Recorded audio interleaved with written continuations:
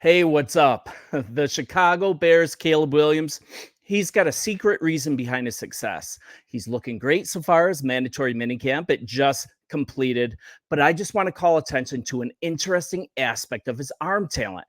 No one's talking about it, and it has to do with how he grips the ball and the relationship between his technique and a four-time NFL champion. And I'm going to give you a little hint. That quarterback comparison, it's not a modern contemporary.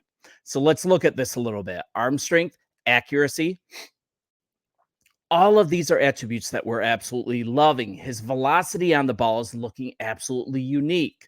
Being able to zip balls into tight spaces from multiple arm angles coming into the draft, that was, to me, that was the most intriguing part. That Mahomes ability, that's super rare.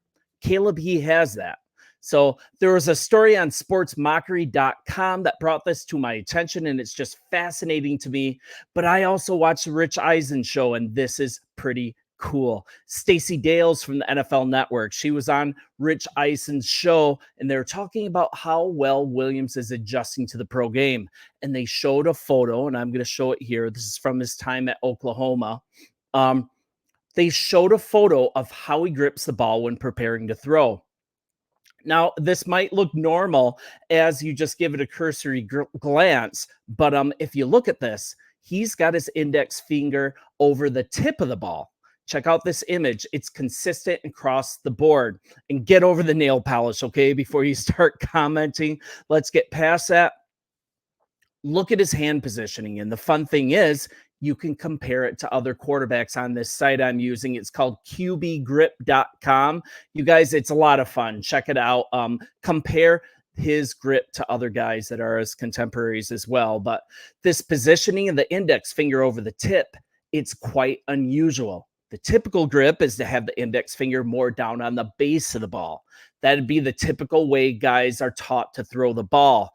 But if you look back to photos from high school, college, minicamp, it's consistently there and it's purposeful. It's not something that's never been done, though. I mean, that same grip was used by four-time Super Bowl champion quarterback Terry Bradshaw of obviously the Pittsburgh Steelers. And if you go back to an NFL Films interview of Bradshaw, and you can be like, Terry Bradshaw, come on. But you get some insight into why this finger placement was important. And say what you will about Bradshaw, but he had one of the strongest arms ever seen. For sure during his time playing, and the finger over the tip, he said that was a key factor in him being able to get that extra zip, that increased velocity on every single throw, regardless of arm placement or footwork. I mean, Bradshaw never looked like a technician throwing the ball. I'll give you that. But man, he could absolutely sling it with accuracy. And with the finger over the tip, it enabled him to push the ball a little bit more. But dude, his hand strength, due to his hand strength, he could still get a spiral even with less of his hand on the center of the ball. And I think this is further proof that Caleb Williams is a student of the game. He's had people with him from the start that when he was young, let's experiment with different hand grips. Let's see what works the best for you. Let's see what is going to give you the most velocity. And he stole this little trick so he could do the same. So this could be the little secret behind why Caleb is able to throw for most any arm angle with velocity. Throw on the run, be a bit off balance if needed, and still deliver the football with accuracy and velocity. It's just such a cool little insight into who he technically is as a quarterback. And this is a small edge he has over others who use more orthodox hand placement. So I want to kind of shift gears here a little bit. Let's see where we want to go here. Okay, let's go here. I want to go here to kind of some progress that he's shown in minicamp, and I'd love to talk about this and to kind of go back to the hand placement. No super successful quarterback. He's no super successful quarterback that we can remember since Bradshaw has used this hand placement. And it's just cool to dig it up. I like to dig into this time of year the whys and the hows that make players successful. So now with the break into until training camp underway, let's kind of talk through a bit how Caleb has been progressing. And I want to bring up this story, and you guys know the Athletic is awesome. So I'm just going to bring this up. Check out this whole story if you'd like, but here's what we heard from Caleb recently. With all the reps that we've been able to get and obtain, it's been huge. He said after practice. So just like today, I feel like progression wise, being able to throw a little bit more of the anticipation, that was a little small step for me. And he's talking about his growth that he's tangibly felt during minicamp.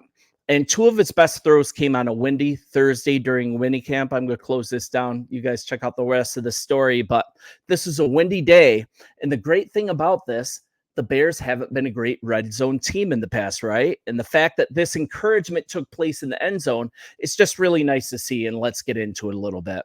So during that Thursday practice, super windy field, he absolutely lasered a pass through tight coverage and into the hands of receiver DJ Moore. And he was covered by corner Tyreek Stevenson, so one of our elite corners, and it was in the back of the end zone, touchdown.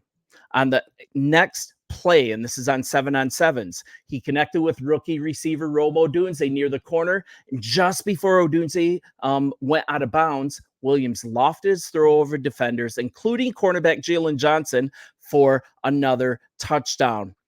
And then he also, I mean, if you look at this, he's working against absolutely elite cover corners in practice, and he's starting to see more consistent success. And that's absolutely fantastic. And to put a cherry on the Sunday, he also had a quick throw to Travis Homer for a touchdown as well. And the nice thing about these 3 touchdowns, it's that they are still within the timing of the plays, but they are coming off scrambles as well. So what does that mean? He freelanced, but he stayed within structure, and he also didn't hold the ball too long. Quick, difficult to cover, and decisive. So I thought it was better than the first time we were in the red zone. This is from Coach Flus. That's referencing last week's practice. It's him understanding the concepts and where it is. Again, it was windy today, so there were some balls that were flying a little bit wayward, but I thought for the most part, he did a really nice job. And he definitely respects this defense. And man, they've been going back and forth with one unit winning one day and the other side of the ball getting it going the next day. And it's like kind of a friendly game of attrition. It's just great for everyone involved. And here's one more quote from Caleb. Going against a top 5 defense, I've got a lot of great guys on the opposite side of the ball. This job is tough. Playing quarterback is tough. So I wouldn't necessarily say it's been easier or anything like that. It's been working my tail off, getting after it day in and day out. And Coach Flus, he reinforces that fact that the first strings, they are going to continue to fight it out against each other. It's not going to be like, okay, bring in the second string, bring in the third string. He wants these number 1 units fighting together every single practice. So Coach Flus, he said, Caleb's a talent, a very good talent. His game will go where it needs to be. I want him to see that in front of him, the windows closing, the variation of what we do on defense. And I want him to see that day in and day out so that when he gets to play somebody else, it'll look, okay, I've been there. I've done that. That's how we're going to keep it. And I'll just close with what linebacker TJ Edwards had to say. From day one, I feel like he's been himself. And before every single 7-on-7 period, we're over there talking crap to him, like kind of seeing how the period's going to go and stuff like that. And he responded, man. That's the kind of guy you want. You want someone who's confident, someone who plays within themselves, and someone who acts within themselves. And that's what he is for sure. So you guys, I hope this was informative, something a little different. I think that might be part of his secret recipe, that he's able to get so much velocity on the ball, that he's able to get the ball into these tight windows. And yeah, I hope it was fruitful. Bear down, you guys. It's been great spending these about 10 minutes with you, and we'll talk soon. See ya.